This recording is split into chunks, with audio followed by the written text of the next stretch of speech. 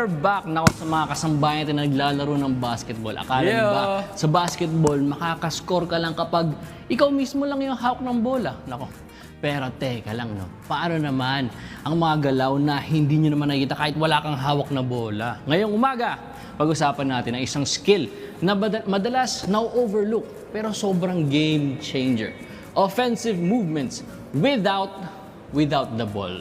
Oo, kahit wala sa'yo ang bola, pwede kang maging threat. Tama. Pwedeng ikaw ang gumawa ng space, magbukas ng mga passing lane, o mag-create ng scoring opportunity para sa team. At para mas matutunan natin ang mga bagay na to, makakasama natin muli ang ating basketball coach, si Coach Dennis Pagligara. Good morning, Coach! Good morning, Coach! Good morning. Good morning, Good morning, Coach. Yun, Good morning sa lahat ng staff ng Good Morning Kuya and also to Kuya Dennis.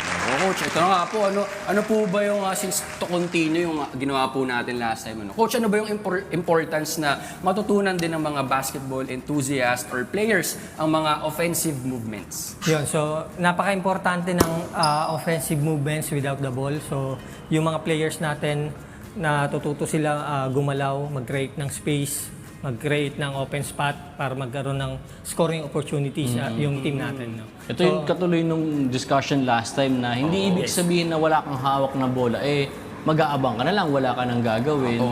Bukod sa naghahawak ng bola, lahat tayong mga kampi, meron din tayong role din para makapag-create tayo ng offense. That's right! Pero ano po ba yung mga i-cover natin ngayong araw? So we have 4 basic cuts and 4 basic screens. So the-demo natin yon with Josh and Ian.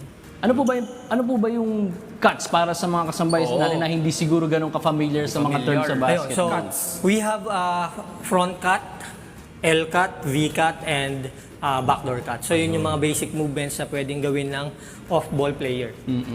Siguro mas maganda Ma-demo. Oo, pakita natin kasi minsan mas nahihirapan niya ba na imaginein lang So coach, pwede ba pakita natin sa kanila paano ba gawin properly itong mga cuts na to? Defense, offense tayo. So Okay, Coach, paano po? yung bola sa top.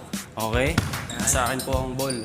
So defense, si Josh muna defense. Defender. Start tayo sa first cut, yung front cut. So, Okay. pass. And then front cut. Front cut. Yan, tapos Drive.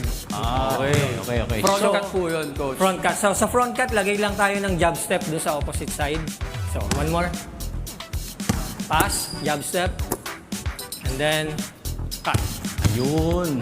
May misdirection muna sa umpisa. Pagkapasa mo, jab ka sa opposite Si side. Josh naman. Oh, Josh, ako naman ang defender. Okay. Pass, jab step, cut. Yun, tapos roll.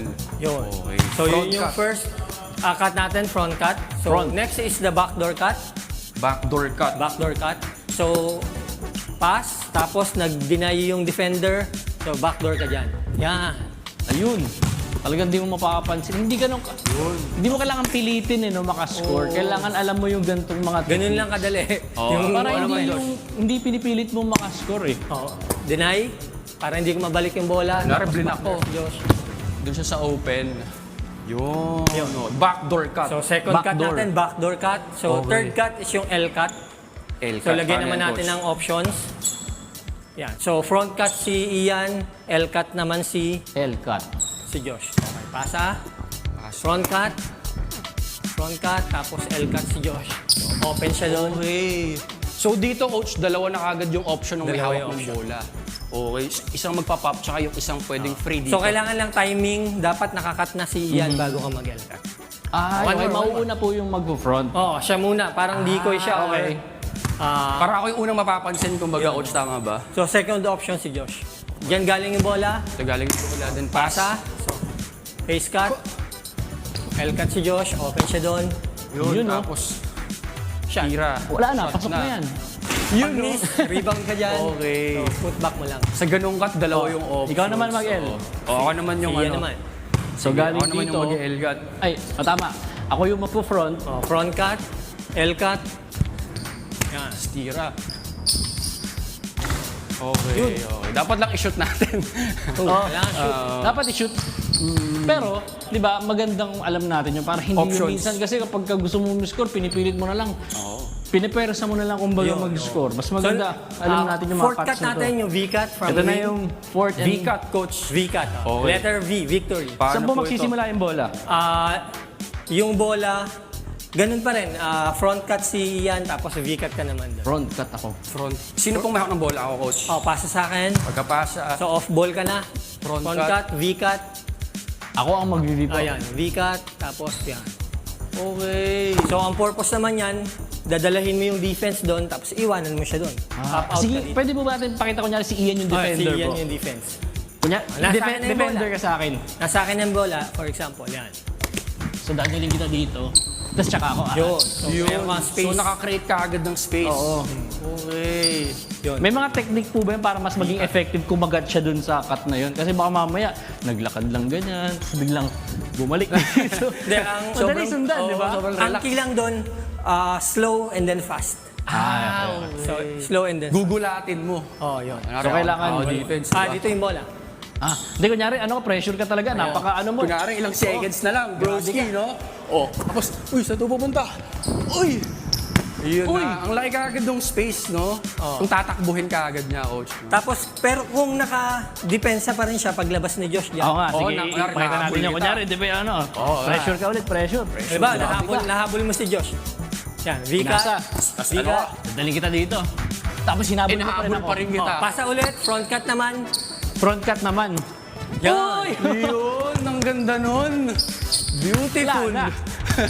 Ang daming pwedeng options ba? Napakadali So, ng ano yun? basketball pala, no? Continuous movement yun. Boys, ikaw naman mag-V-cut. Kaya parang nalito ako dun, ah. So, V-cut. coach, di ba? Naka-pressure Seal mo ako. lang siya sa loob. Biglang Seal. papasok ako na rin dyan. Tapos, Yun. Napakaganda nun, Shot. Ian Miranda. kapos lang. Hindi, Pero dapat ringless. shoot yun.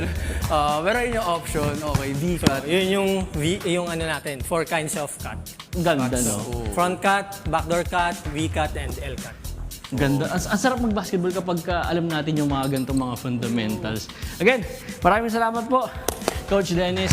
At may bago na naman tayong pwede idagdag sa ating mga games ngayon at ngayon. Ready na tayo maglaro Oo, ulit. syempre. And I'm sure marami ding natutunan yung mga kasangbahay natin dyan. No? Nakatuto ngayon, lalo na yung mga mahilig sa Yeah, basketball. No? Ang ganda talaga makinig ng tips at knowledge from professionals. Kasi alam mong legit, di ba, yung tinuturo. Oo. Eto, meron nga pala tayong tanong kanina, tinanong nila. Oo, Pero nga ngayon,